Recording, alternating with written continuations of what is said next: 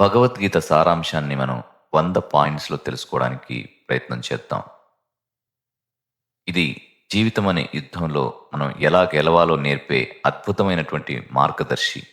నువ్వు కేవలం శరీరం కాదు.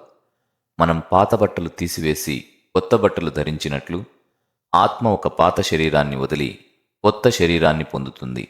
కాబట్టి శరీరం చనిపోయినా నువ్వు చావవు. మరణం అనేది మార్పు మాత్రమే. పుట్టిన ప్రతి ప్రాణి చావక తప్పదు. చనిపోయిన ప్రతి ప్రాణి పుట్టక తప్పదు. ఇది ప్రకృతి సహజ సిద్ధమైన నియమం. దీనికోసం విచారించడం అనవసరం. ఆత్మను ఎవరూ ఏమీ చేయలేరు. నిప్పు ఆత్మను కాల్చలేదు. నీరు తడపలేదు. గాలి ఆరబెట్టలేదు. ఆయుధాలు ఖండించలేదు. నువ్వు అంతటి శక్తివంతుడు. దుఃఖానికి మూలం అజ్ఞానం.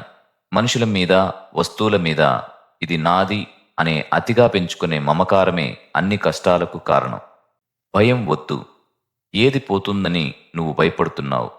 నువ్వు పుట్టినప్పుడు ఏమీ తీసుకుని రాలేదు. వెళ్ళేటప్పుడు ఏదీ తీసుకుని వెళ్ళవు. నేటిదే శాశ్వతం. నిన్నటిది నీది కాదు. రేపటిది అసలే నీది కాదు. ఈ క్షణం నీ చేతిలో ఉంది. దీనిని ధర్మంగా గడుపు. మార్పును అంగీకరించు. లోకంలో ఏదీ స్థిరంగా ఉండదు. కాలం మారుతూ ఉంటుంది.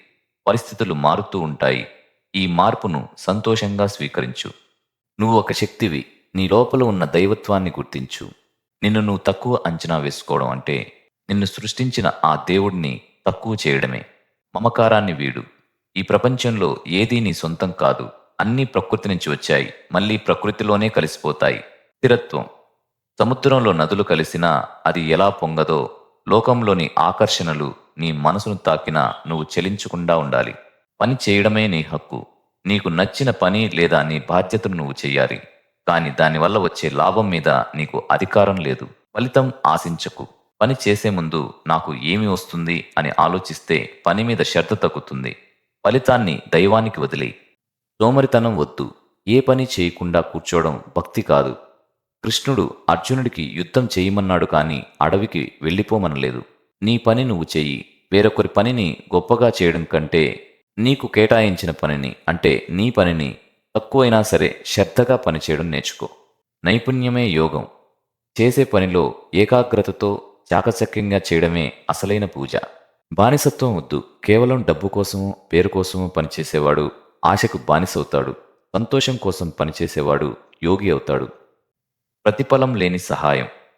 ఎవరైనా నీకు తిరిగి సహాయం చేస్తారని ఆశించకుండా చేసే సహాయం నీ మనసును పవిత్రం చేస్తుంది. లోకక్షేమం. నువ్వు చేసే పని కేవలం నీ కోసమే కాకుండా సమాజానికి మేలు చేసే విధంగా ఉండాలి. సాక్షిగా ఉండు.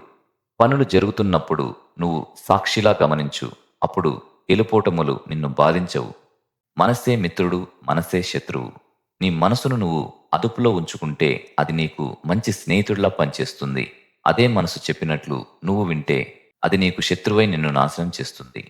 కోపం అనే నరకం. కోపం, కామం, లోభం ఈ మూడు మనిషిని నరకానికి తీసుకెళ్లే దారులు. వీటిని వదిలేయాలి. స్థిరత్వం. గాలి లేని చోట దీపం ఎలా నిలకడగా వెలుగుతుందో ధ్యానం చేసే మనిషి మనసు కూడా అలాగే అలజడి లేకుండా ఉండాలి. అలవాటే బలం. మనసు ఒకే చోట ఉండదు. కోతిలా పరిగెడుతూ ఉంటుంది. కానీ అభ్యాసం ద్వారా దానిని దారికి తెచ్చుకోవచ్చు. అతి వద్దు. అతిగా తినేవాడు అస్సలు తిననివాడు. అతిగా నిద్రపోయేవాడు అస్సలు నిద్రలేనివాడు. వీరెవ్వరూ కూడా మనశ్శాంతిని పొందలేరు. దేనిలోనైనా మితం ఉండాలి. ఆలోచనలే నువ్వు. మనిషి ఏది ఆలోచిస్తాడో అదే అవుతాడు. నీ ఆలోచనలు మంచిగా ఉంటే నీ జీవితం కూడా మంచిగా మారుతుంది.